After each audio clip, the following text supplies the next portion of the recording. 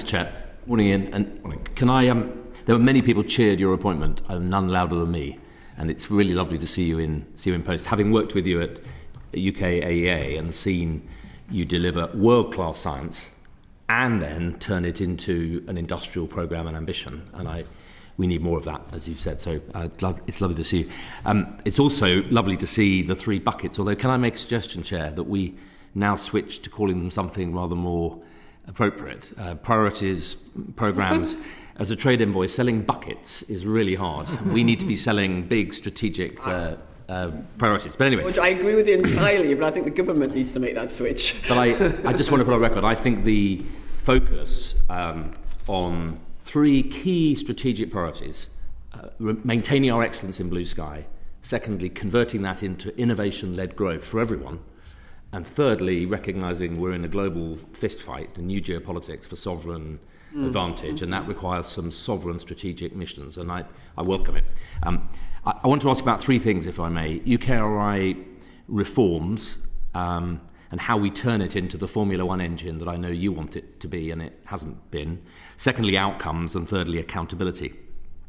So on UKRI reform, I don't think any of its biggest supporters would argue that it has yet become that intelligent controlling mind, that Formula One engine that allocates cleverly and smartly. I inherited a big bureaucracy with very bad IT, struggling to get a grip, and I think we repeated a lot of bureaucracy, which is why we set up the grant review to look at UKRI, the Adam Tickell review to look at research bureaucracy, and Paul Nurse to look at how we might reshape the ecosystem. Can I just ask you on UKRI reform, how you would judge progress on those three, and what your ambition is for UKRI as an organisation through your period? I call it a Formula One engine, that's my terminology, but I'd love to hear your vision for how you'd like to leave the organisation. Yes, thank you. So in response to those three, first of all, I must pay great testament to my predecessor, Ottoline. We are all of us caretakers of an organisation, right? The organisation has existed for 100 years in some parts and will continue to exist. And we're just caretakers. And Ottoline genuinely took care of the organisation. She cared deeply about research and innovation. And she did a lot of pretty difficult things. The startup of an organisation is never a good phase. The implementation of an ERP system, nobody wants to do that as a chief exec. It's just a thing somebody has to do. She had to completely transform the team and begin to build a culture which is making all of the parts work together and genuinely be more than the sum of the parts. And Ottoline did a great job at starting on all of that. And her biggest legacy, I think, is that I've inherited a brilliant team, and they all want to be team players. They all want to work together, and that's great testament to her and her leadership. In terms of where we are, I would describe us as an organisation which is 8 years old and in some ways feels 8 months old. So we're sort of getting the foundations in place now. We do have an ERP system. It's not wholly functioning yet, but it is in. We do have a new funding service platform. Again, not wholly functioning, work to do, but it is in. And we have 8 of the 9 councils working on that platform. So a lot of the foundations are in place that give me room to really make it work as an engine. One of the things that I think is particularly problematic in the organisation is that because of I've already mentioned this, but going from outputs to show how the money flows, because that was not clear, it means that when we have to make decisions, we end up calling a committee and everybody has a view, but nobody's really sure who's accountable and who's delegated, and we sort of admire the problem and then we leave the room and we haven't made a decision. So there's a lot of entropy in the system because we're not clear about delegations and accountability. So that is one of the most fundamental things, I think, to being and it's a big organisation. Clarity of accountability and delegation is essential. I liken UKRI to a FTSE 100 because it is. Right? It has nearly 10,000 people. It has a budget of 10 billion a year. That's the middle of the FTSE 100. It does not yet have the slick corporate operation of a FTSE 100, and we need to get to that point. So I'm putting a lot of effort into delegations, accountability, machinery in the background. Thank you. Can I echo your tribute to Ottoline and how much she cared, and I think she inherited a very, very difficult situation. I have to say one of the reasons I cheered at the priorities was that I was trying to push these priorities. And I don't blame her for it, she was in the middle of such an internal problem with the organisation that it was too much, and we weren't able to land them. Hence my question, really. And I think it leads into this question about outcomes and accountability. Unless you're confident that you've got everything you need to turn UKRI into an organisation that can allocate to the three priorities, track performance, support that which is excellent, cut, yes, funding for that which is not working. Unless you've got those internal control mechanisms, it's just PR, isn't it? And I'm really keen to give you a chance to say on the record, if you want a Formula One engine to do that, we need more of X, Y, Z, or we need less interference from the Treasury, or we need whatever it is. What do you need to really deliver it? I am totally cognizant of the fact that I'm running a very large non-departmental public body, and we have the privilege, and I believe it is a privilege, to spend 10 billion of taxpayers' money to get a return for the economy, to improve people's lives, to drive growth. That is what the electorate want from us, right? And we need to be clear-eyed on our mission and actually focus on delivering those outcomes. I do not think that it would be appropriate for there not to be oversight and control from Parliament and from the Treasury and from the government when you're in that position. So far, I've felt nothing but complete commitment and support from our department and from the Treasury and from Number 10. So I have nothing to complain about. Excellent. Well, that brings me then on to my second question around outcomes, which picks up where the Chair started, really. If I've understood, let's just check, the three priorities: research excellence, discovery science, growth, R&D, and strategic sovereign missions. Can I just ask you, and we've had excellent sessions with the Minister and the Secretary of State, how you would encourage, how you want to be judged, what you think the real outcome metrics are. So on research excellence, it would seem to me it's quite easy. It's bang for buck, are we winning more Nobel Prizes, winning excellence? That's quite easy to measure, I think. Interesting question, what's our ratio of excellence to mediocrity? Is it better than others? We're going to have to be better than others. Secondly, growth. Very interesting that, lots of metrics. The Secretary of State, to my view, admirably said, it's very simple, how much private investment are we pulling in return for this very substantial public R&D? I agree, I think the committee agreed, and she took away an action to come back to us on, hopefully working with you, on how to measure it. And then on strategic sovereign, we accept, I think some of that is a bit secret squirrel, some of it is defence related and perhaps other committees. So can I just pick up the growth one? It seems to us, we've done a lot of work, there are big growth sectors, life sciences, clean tech, agri-tech, AI, that grow way beyond the rest of the economy. The industrial strategy is quite high level, but we're hoping you've got more of a sense internally of where that growth is. And places, clusters. So are you on the journey to being able to map and report to us, look, of that growth money, the Permanent Secretary told us it was of a year 14 billion blue sky, 7 billion growth and 18 on sovereign, whatever the number is, how you're doing against the Secretary of State's test of, are we pulling in more money? Yes, so all of those things we have clear metrics for. We have a balanced scorecard. We publish that every quarter. I'm very happy to share that with the committee if that's useful to you. Yes. But I do agree, frankly, with the thesis that the types of things that we should be held to account are inward investment, how much money do we pull into the country, what leverage is there from partners, how many jobs do we create, do we, and then so those are sort of hard numbers, and then there's also the more slightly anecdotal but also real, where if you're starting up, like, I don't know, let's take Norwich, it's a great example, the cluster at the Norwich Research Park. If you're starting up a company in food science and you could be somewhere else in Europe, you think, well, actually, moving to Norwich is the best place for my company to succeed and to grow because of that aggregation of competence that exists in that region. And we should see that sort of inward movement of companies that provide more jobs, and you can measure the pounds and the inward investment, right? So that type of narrative is also really valuable. But fundamentally, the thing that I would like to be held against more than anything is that I'm spending firefighters' money, I'm spending nurses' money, I'm spending the public's money. We are here in service of the public, right? And I would like the public to feel more and more and more that research and innovation improves their lives, improves the economy, and improves their economic opportunity. I agree with, can I just replace feel with see? I think they need to see it. They need to see the numbers, and they need to see it in their localities. Norwich, can I just pick you up? It's a very interesting example. When I insisted on taking the department in UKRI on a 29 cluster tour around the country, each time, you may remember, I asked for a map of where the UKRI investment in that cluster place was, Innovate UK, where they were supporting companies, and DSIT, where it was supporting projects. It was like pulling teeth. UKRI could produce Excel printouts of which professors and, but there was no sense of geography of place. UKRI could tell me which companies they'd given money to, but they didn't have any information on what other companies there were there and whether it was a cluster or not. And DSITs were pretty arbitrary and quite political.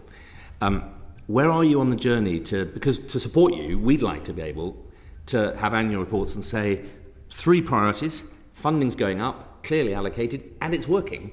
Norwich is a good example. It's had a lot of science. I've done my bit to pull it in. It hasn't been very good at turning that into companies, unlike, say, Glasgow, which has been a poster child for turning, some good R&D into Europe's #1 satellite city. So these clusters are very different. How are you going to be able to measure where the money allocation is working? Yeah.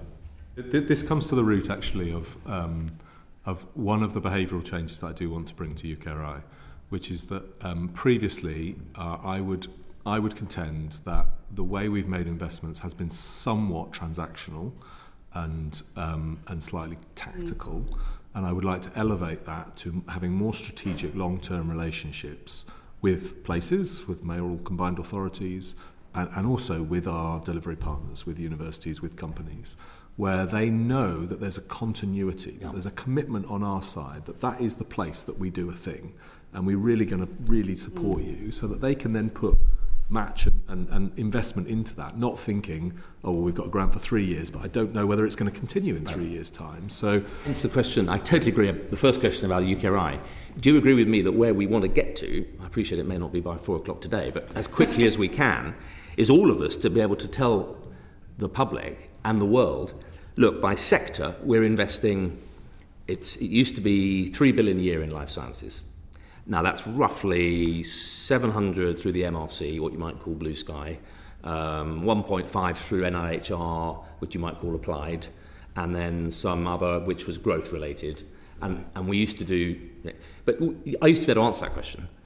In other sectors, we couldn't. Don't you agree with me that it would be really helpful to be able to know what those 3 numbers are by the key growth sectors and by the key first 10, 15 clusters? As a trade envoy, I'd love to be able to tell people those numbers because it would really help to pull in inward investment. Our allocations explainer does exactly that for the industrial strategy sectors. We can say this is how much on applied research, this is how much on innovation. It also shows this is how much on basic curiosity-driven research in the subject. So you can do that now from our budget on the numbers. It has yet to get to, and these are the places that we're going to cluster around that. But we are working on that intently. We really do want to say and give continuity to places and say you're sort of our partner of choice here. And a big part of that is the Local Innovation Partnership Fund, which is meant to be catalytic. So we are working at the moment, it's a very live issue, with 10 different regions, and then there's another competed strand that's going on in parallel for the second wave. But with those 10, we are driving to, in a co-creation way, to say we're going to be the best place in Europe or the best place in the world to do this thing. Not we're going to invest in 10 different things and do them all at small amounts. I don't want crumbs to everybody. I want to say, right, here's a thing, we're going to do it really well. And that's going to then become a cluster and a focus for the place. Thank you. 2 specific questions on that. On the sectors, I'm not asking you to give me the whole lot, but can you pick a standout sector which is top of the league table for turning, however small the money is, turning public R&D into private, and which is the one, I don't want to name and shame, but pick a sector where we're putting quite a lot of money in, we don't have to blame anyone, but we've got to get more private in. I wouldn't want to do that off the cuff. I mean, I should have data to back that up, and I don't have that at my fingertips. So I'm very happy to come back to you on that. Interesting answer, because I think all of us, as quickly as we can, should sort of have that pie chart in front of us. I do agree. But at the moment, we are in a world where we have spread. So it's a bit hard to point to those examples, because let's take life sciences. We've spread life sciences money all over the country, And that might be the right answer, it might be. But it's worth really thinking carefully, is that the right answer? Is that the best way to get economic return? We're supporting discovery science everywhere, but should we be clustering more of the application? Should we be clustering more of the innovation and startup and scale-up money around places, which we're not really doing at the moment? So that's very live in UKRI. We're working hard on it, but no answer yet. Could I ask, when do you feel you may be able to come back to us with, not the final answer, but a decent, presentable draft of the allocations by sector and place? Certainly this year. So this year? Done. Published. Peter, walk you through it, but that information exists. By place, end of the year, we should be in a position to do that. Can we make an appointment, Chair? I think it'd be really good to hear that. Can I just come into accountability, the last bit, because there's a huge amount of money, as you say. You're in a chain of accountability within UKRI. Research Council's accountable to you, and then you to Treasury and DCIT and rest of government. How does that work? When I was Minister, Ottoline and the Chair would come into the department. The Chair would refuse to meet me because I was the junior minister. He'd meet the Secretary of State. Ottoline would meet me. It's not ideal. And they were quite resistant to this conversation. Surely now, with these priorities, we need a serious quarterly... do you present to Cabinet? I mean, what's the mechanism for government to make sure that they're giving you every support you need to drive this? Yeah. So within the department, I meet our Science Minister on a fortnightly basis. Lord Valence. Lord Valence. So very, very closely in touch with Lord Valence. I regularly meet the Secretary of State and speak to the Permanent Secretary, and almost daily basis to our Director General. And then regular contact with the Treasury, have met the FST and the CST multiple times in the process of setting up our allocations. So I really do feel a strong support from Is the NSTC, which we set up, the National Science and Technology Council, to give this the Cabinet level leadership, still meeting? And do you have a chance to present to Cabinet how you're doing on the three priorities? I couldn't answer the question of how frequently that meets, and I have not presented to Cabinet. Okay. Thank you. Could I just lastly ask about the chair? Is there a plan to appoint a new chair? It's a key job to give you support, and would it be full-time? Any plans, timetable? Very live. The advert is closed. So the current chair, Andrew's term, ends in the end of June. The advert is closed. I understand that the department are in the shortlisting process at the moment, with interviews planned towards the end of this month, I believe. Again, obviously not my appointment, it's my boss, so the department's appointment, but that is my understanding of the timescale. Okay. Is there anything in our inquiries you'd like us to help push and support to help you drive this very exciting agenda as quickly as it needs, given the global competition? I think the thesis of your questions is exactly on the money. How we make choices. I reiterate that when we make choices, I'm not talking about do we do life sciences, or do we do things which affect national security, or do we do the creative industry? Surely we're going to do all of them. It's within the creative industry, what do we really do? I don't want us to try to do everything and to try to spread our money everywhere. We have to own the fact that we are a medium-sized economy, not in a big trading bloc. That's what we are. We have an amazing asset in our research and innovation base, as I said, latent. But we will only exploit that asset if we focus on a few things and do them really well and be the best place in the world to do them, not if we try to do everything. We're not the US, we're not China, we're not the European Union, right? We're not. And we have to really focus and be clear-eyed about things which are going to give us the biggest return. Right. So within the creative, be choiceful. Within life sciences, be choiceful. So I would very much welcome coming back to you in the future and you holding me to account on, are we actually making choices? Are we being deliberate in what we're doing? Not the chance what are we stopping? Yeah, you are. I think you've made a powerful case for innovation-led growth. Yes. And that we would love to hold you to account on how we're doing, because the economy needs it. Thank you very much, George, and absolutely to